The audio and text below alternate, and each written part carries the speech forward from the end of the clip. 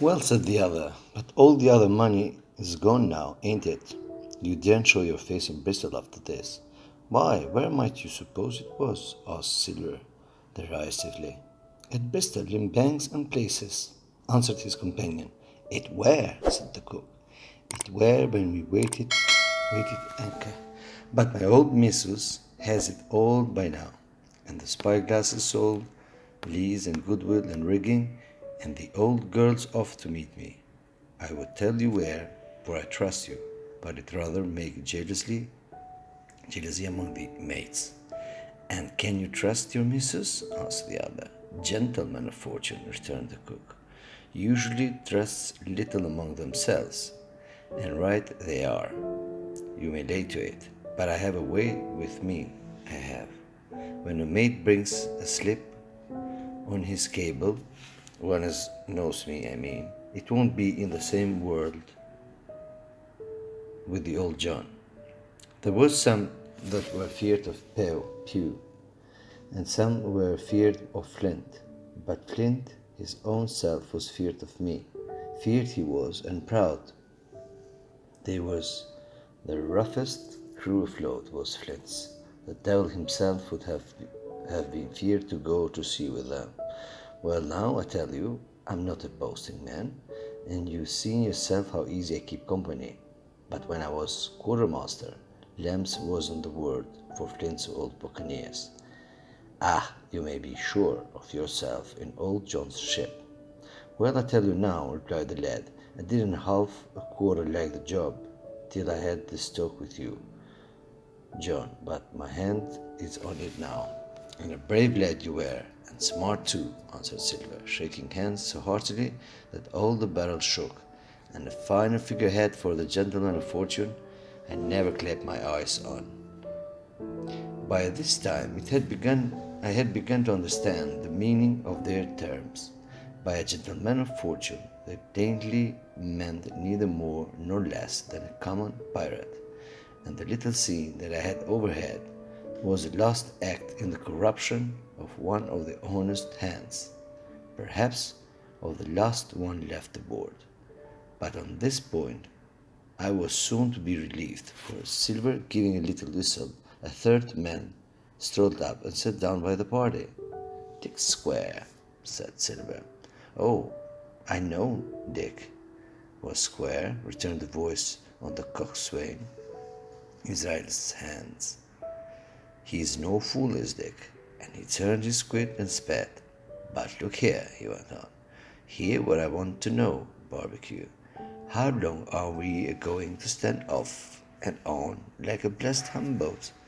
I've had the most enough of Captain Smollett. He's hazed me long enough. By thunder, I want to go into the cabin, I do, and I want their pickles and wines and that. Israel, said Silver, your head ain't much account, nor ever was, but you're able to hear, I reckon. Leastways, your ears is big enough. Now, here's what I say. You'll berth forward, and you'll live hard, and you'll speak soft, and you'll keep sober till I give the word, and you may lay to that, my son.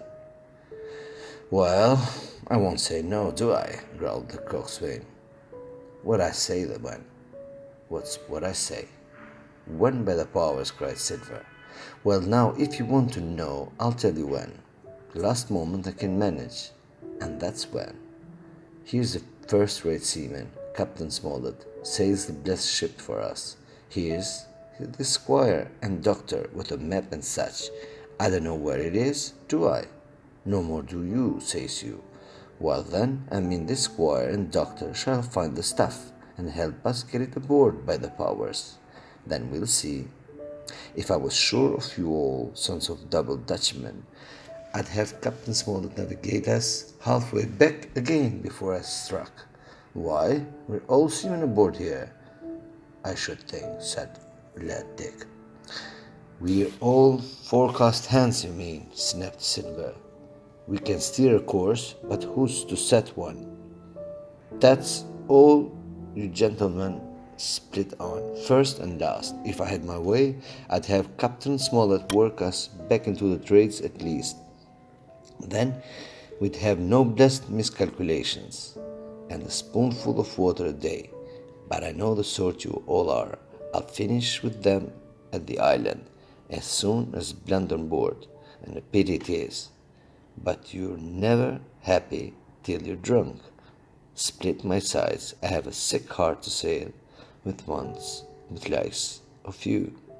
Easy, old Long John, cried Israel. Who's crossing of you?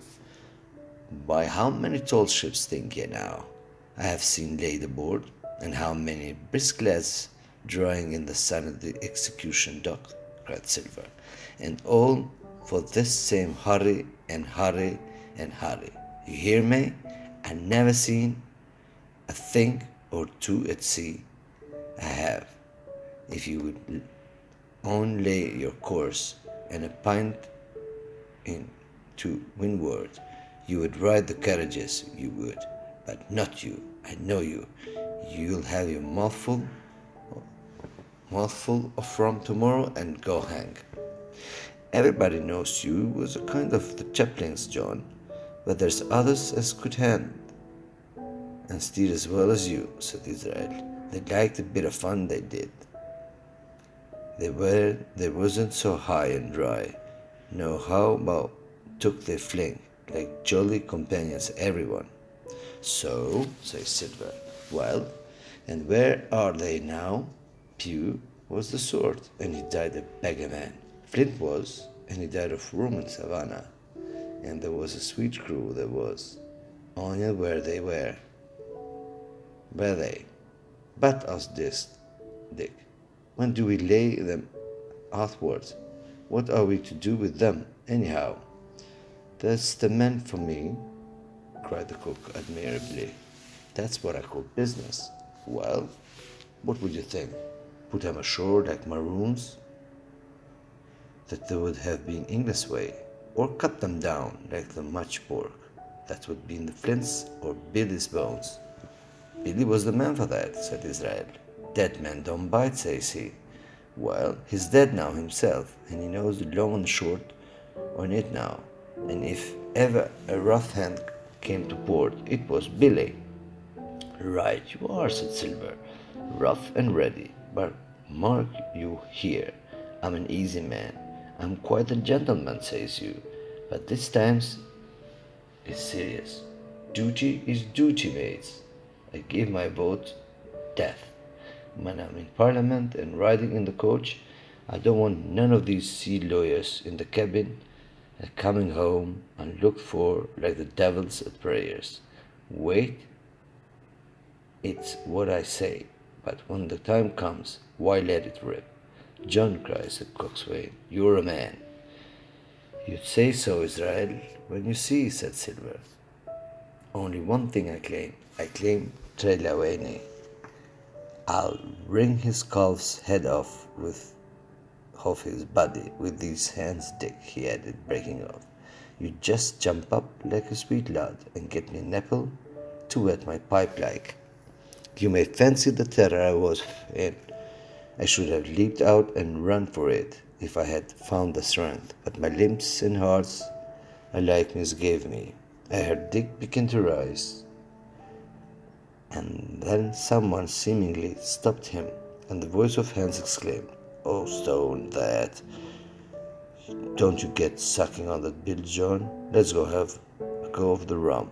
Dick, said Silver, I trust you. I've a coach on the keg, mind. That's the key. You find a pannikin and bring it up. Terrified as I was, I could not help thinking to myself that this must have been how Mr. Arrow got the strong waters that destroyed him. Dick was gone but a little while, and during his absence Israel spoke straight on the cook's ears. But it was a word or two that I could catch, and yet I gathered some important news, for besides other scraps that tended to the same purpose, and the whole close was audible. Not another man of them Eugene. Hence, there were still faithful men on board. When Dick returned, one after another of the trio took the panicking and drank, one to luck, another with a here's to the old Flint, and Silver himself saying in a kind of song, "Here's to ourselves and hold our love, plenty of prizes and plenty of duff."